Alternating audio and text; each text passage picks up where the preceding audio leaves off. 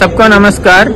मेरा पापा अभी हम लोग वाराणसी में है। मेरा पापा परसों सुबह से गुमशुदा हो गया। उनका पता अगर किसी को पता चला तो आप प्लीज वो मोबाइल नंबर पे कॉल कर दीजिए। అందరికీ నమస్కారం। మా నాన్నగారు మొన్న మిస్ అయ్యారు।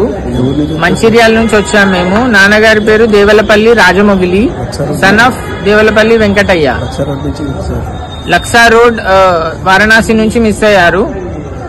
ఎవరికైనా తెలిస్తే దయచేసి నంబర్ కాల్ చేయండి। అందరికీ నమస్కారం అండి। నిన్న కాశీలో తిప్పిపోయిన ఆయన ఈ తెల్లవారుజామున ఢిల్లీలో దొరికారండి। వాళ్ళ అబ్బాయికి నేను కార్తవీర్యార్జున స్తోత్రం 36 సార్లు చదువుకోమని చెప్పాను। నిన్న చదువుకున్నాడు అబ్బాయి। నిన్న రాత్రి దాకా దొరకలేదు। రాత్రి కూడా ఇంట్లో వాళ్ళందరినీ కూడా చదవమని చెప్పాను। తెల్లారుజామున 4 గంటలకి ఢిల్లీ నుంచి ఫోన్ వచ్చిందండి। ఆ తప్పిపోయిన మనిషి ఆ మొబైల్కే ఫోన్ వచ్చిందండి।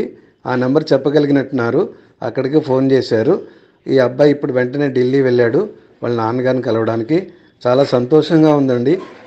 ఈ కార్తవీర్యార్జున స్తోత్రం వల్ల తప్పిపోయిన మనిషి మళ్ళీ దొరకడం అనేది చాలా సంతోషంగా ఉందండి। మన హైందవ సంప్రదాయంలో ఇటువంటి శ్లోకాలు చాలా ఉన్నాయి।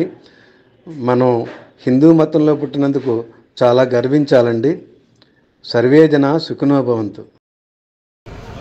सबको प्रणाम।